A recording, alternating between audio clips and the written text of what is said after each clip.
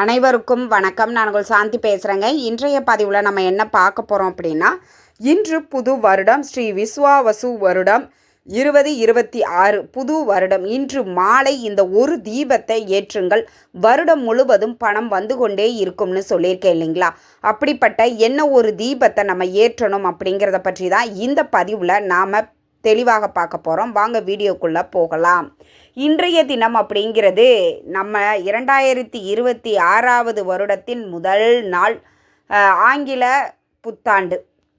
இந்த நாள் வியாழக்கிழமையோடு வருகிறது. குபேர நாளில் நம்மளுக்கு இந்த வருடம் பிறப்பது அப்படிங்கிறது ரொம்பவே சிறப்பு வாய்ந்தது. இன்னொன்று, இன்றைய தினம் பிரதோஷத்தோடு நம்மளுக்கு இந்த புது வருடம் அப்படிங்கிறது ஆரம்பிக்குது.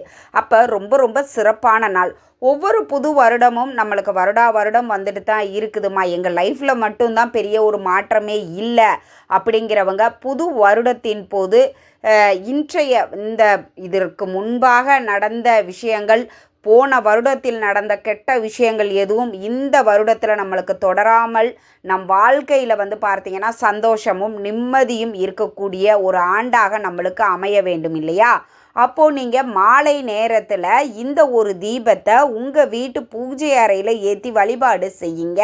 நிச்சயம் பார்த்தீங்கன்னா உங்களுக்கு அதி அற்புதமான மாற்றங்கள் இந்த வருடம் முழுவதும் கண்டிப்பாக கிடைக்கும்.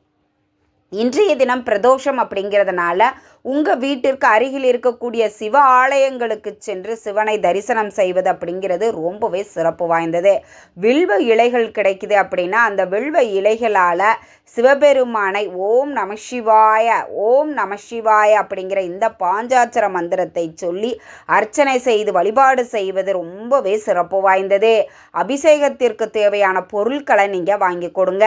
பால், தயிர், திருநீர், தேன், இளநீர், இப்படி உங்களுக்கு என்ன முடியுமோ அதை நீங்கள் அபிஷேகத்திற்கு வாங்கி கொடுத்துட்டு நல்ல மனதார சிவபெருமான பிரார்த்தனை பண்ணிக்கோங்க. ஏன்னா ஆதியும் இல்லாமல் அந்தமும் இல்லாமல் விளங்கக்கூடிய அந்த ஆதி சிவனே நம்மளுக்கு நல்ல அருள் புரியணும். இந்த வருடம் முழுவதும் நம்ம வாழ்க்கையில் ரொம்பவே சந்தோஷமாகவும் நிம்மதியாகவும் இருக்க வேண்டும் அப்படிங்கிறத மனதார பிரார்த்தனை பண்ணிக்கோங்க. அதற்கடுத்து நாளைய தினம் பார்த்தீங்கன்னா நம்மளுக்கு பௌர்ணமி வருகிறது. வெள்ளிக்கிழமையோடு வரக்கூடிய பௌர்ணமி அப்படிங்கிறது ரொம்ப ரொம்ப சிறப்பு வாய்ந்தது. அதனால் கட்டாயம் அதையும் நீங்கள் தவற விடாதீங்க. இந்த வருட பிறப்பு அன்று மாலை நேரத்தில் நம்மளுக்கு இந்த வருடம் முழுவதும் பண வரவு அதிகரிக்கணும், நம்ம வீட்டில் செல்வ செழிப்பு ஏற்படணும் அப்படிங்கிறதுக்காக மாலை நேரத்தில் இந்த ஒரு தீபத்தை நீங்கள் வீடுகளில் ஏற்றுங்க. வியாழக்கிழமையோடு குபேரருக்குரிய நாளில் இந்த புது வருடம் அப்படிங்கிறது நம்மளுக்கு ஆரம்பிக்குது. குபேரர் யார் அப்படின்னா செல்வத்தின் பொருளாளர் அப்படின்னு நாம் சொல்லலாம். மகாலட்சுமி கிட்ட இருக்கக்கூடிய செல்வத்தை சிந்தாமல் சிதறாமல் நம்கிட்ட கொண்டு வந்து ஒப்படைக்கக்கூடிய வேலையைத்தான் குபேரர் பார்க்குறாரு. அப்போ அந்த குபேரர் தினத்தில் நம்மளுக்கு வரக்கூடிய காரணத்தினால மாலை நேரத்தில் குபேர தீபமும் நீங்கள் ஏற்றி வச்சுக்கோங்க. நீங்கள் வீட்டில் சிவலிங்கம் வச்சுருக்கிறீங்கன்னா கண்டிப்பாக அபிஷேகம் செய்யணும், அதை ஞாபகத்தில் வச்சுக்கோங்க. பெரும்பாலும் சிவபெருமானினுடைய திருவுருவப்படம் வீட்டில் வைக்க மாட்டாங்க. நீங்கள் குடும்பத்தோடு வச்சுருக்கிறீங்க, அதாவது எப்படின்னா பரமசிவனும் பார்வதி, விநாயகர், முருகப்பெருமான் 4 பேரும் இருக்கக்கூடிய படத்தை வீட்டில் வச்சுக்கலாம். அது தவறே இல்லை. குடும்பமாக இருக்கக்கூடிய படத்தை வீட்டில் வைக்கலாம். அந்த படத்துக்கு நல்ல மலர்களால் அலங்காரம் பண்ணிக்கோங்க. ஒரு பூஜைக்குரிய தட்டி எடுத்துட்டு அதில் வில்வ இலைகளை கொஞ்சம் பரப்பிட்டு அதற்கு மேலே மண் அகல் விளக்கு வச்சு நல்லெண்ணெய் இல்லைன்னா நெய் விட்டு பஞ்சுத்திரி போட்டு இந்த தீபத்தை ஏற்றிக்கோங்க. இன்னொரு தீபத்தையும் நான் சொல்லிடுறேன். இது இந்த வில்வ இலையில் ஏற்றக்கூடிய தீபம் சிவபெருமானுக்காக ஏற்றக்கூடிய தீபம். சிவபெருமானினுடைய தலவிருச்சம் என்ன அப்படின்னாலே எல்லாருக்கும் தெரியும், இந்த வில்வ மரம் அப்படிங்கிறது.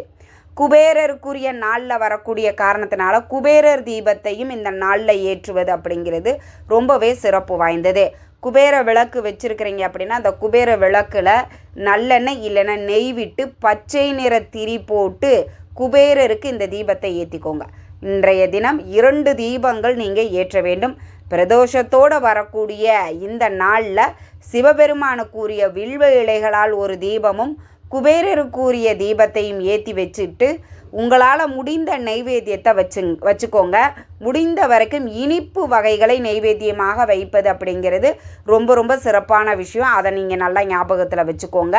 அதனால் வெல்வ இலைகளை நீங்கள் சிவபெருமான் ஆலயங்களில் பார்த்தீங்கன்னா கண்டிப்பாக இருக்கும். அங்கே நீங்கள் சேகரிச்சுக்கலாம். குபேர தீபத்தை நீங்கள் ஏற்றிக்கோங்க. இனிப்பு வகைகளை நெய்வேத்தியமாக வச்சுக்கோங்க. தீப தூப ஆராதனை எல்லாம் காட்டிட்டு மறுபடியும் ஒரு தடவை சிவபெருமான் கிட்ட மனதார பிரார்த்தனை பண்ணிவிட்டு உங்களுடைய பூஜையை நீங்கள் நிறைவு செய்து கொள்ளலாம். ரொம்ப ரொம்ப எளிமையாக மாலை நேரத்தில் இந்த புது வருடத்தில் இந்த ஒரு தீபத்தை ஏற்றி நீங்கள் வீட்டில் வழிபாடு செய்யுங்க. இது எல்லாமே வீடுகளில் நீங்கள் ஏற்றக்கூடிய ஒரு தீபம்தான். நம்மளுக்கு இந்த வருடத்தின் முதல் நாள் அப்படிங்கிறதுனால இந்த வருடம் முழுவதும் நம்மளுக்கு இதே மாதிரி ஒரு மகிழ்ச்சியாக சந்தோஷமான ஒரு நாளாக நம்மளுக்கு அமைய வேண்டும் அப்படிங்கிறத மனதார சிவபெருமான் கிட்ட பிரார்த்தனை பண்ணிக்கோங்க. நிச்சயம் உங்கள் வாழ்க்கையில் மிகப்பெரிய ஒரு மாற்றத்தை இது ஏற்படுத்தும். ஏன்னாங்க வருடம் நாளும் கிழமையும் வருடமும் தான் மாறுதே தவிர எங்கள் வாழ்க்கையில் ஒரு மாற்றமும் இல்லை அப்படின்னு வருத்தப்பட்டு இருக்கிறவங்களுக்கு கூட மிகப்பெரிய ஒரு மாற்றத்தை ஏற்படுத்தும். பண வரவில் உங்களுக்கு பார்த்தீங்க அப்படின்னா கை மேலே பலன் தரக்கூடியதாக அமையும். இந்த ராசிக்கு சரியில்லை, அந்த ராசிக்கு தான் நல்லா இருக்குது, இந்த ராசிக்கு ரொம்ப பிரச்சனை வருது, இதையெல்லாம் போட்டு நீங்கள் தலையில் வச்சுட்டு யோசிச்சுக்கிட்டு இப்படி ஆகிடுமோ அப்படி ஆகிடுமோ அப்படிங்கிற எந்த ஒரு பயமும் வேண்டாம். நம்ம நேர்மையாக இருக்கும்போது கடவுளை முழுசாக நம்புங்க. எவ்வளவு கஷ்டமான சூழ்நிலையாக இருந்தாலும் கடவுள் நம்மளை காப்பாற்றிடுவார். அதை மட்டும் நீங்கள் மனதார நம்பிக்கோங்க. உயிர் போகிற நிலையில் நாம் இருந்தாலும் நாம் செய்த அந்த நல்ல காரியங்களும் நல்ல எண்ணங்களும் கண்டிப்பாக நம்மளை காப்பாற்றும். அதனால் முழுசாக அவங்ககிட்ட ஒப்படைச்சிருங்க. நீங்கள் என்ன தெய்வம், உங்களுடைய இஷ்ட தெய்வமா, குலதெய்வமா, முருகரா, சிவபெருமானா, என்ன தெய்வமாக இருக்கட்டும் அவர்கிட்ட ஒப்படைச்சிருங்க. என் வாழ்க்கை இன்னையிலிருந்து உன் பொறுப்பு, நீ எனக்கு என்ன கொடுக்கணும்னு நினைக்கிறியோ கொடு. ஏன்னா எனக்கு என்ன நான் மனநிலையில் இருக்கிறேன் அப்படிங்கிறது என்னை விட உனக்கு நல்லா தெரியும். அதனால் எனக்கு என்ன கொடுக்கணுங்கிறதும் உனக்கு நல்லா தெரியும். நீயே துணை அப்படின்னு உன் காலடியை பிடிச்சிட்ருக்கிறேன், நீதான் என்னை காப்பாற்றணும்னு கண்ணீர் மல்க பிரார்த்தனை பண்ணுங்க. எந்த ஒரு பிரார்த்தனைக்கும் நீங்கள் உண்மையாக செஞ்சீங்க அப்படின்னா அதற்குண்டான பலன் கண்டிப்பாக கிடைக்கும். மூட நம்பிக்கை, இந்த தீபத்தை ஏற்றினா கடவுள் நம்மளுக்கு நல்லது செஞ்சிருவாரா, இது மாதிரி விதண்டாவாதமாக பேசிக்கொண்டிருப்பவர்கள் பேசிக்கொண்டே இருக்கட்டும். அவங்க வாழ்க்கையில் அதே நிலையில் இருப்பாங்க. நம்பி அதில் செயல்படுத்துகிறவங்க தான் வெற்றியை அடைவாங்க. இந்த வருடத்தை கண்டிப்பாக எல்லாரும் நல்ல விதமாக பயன்படுத்தி கொள்ளுங்கள். இந்த வருடம் இந்த நாள் மட்டும் இல்லை, இந்த வருடம் முழுவதும் உங்களுக்கு இனிய நாளாக அமையட்டும்.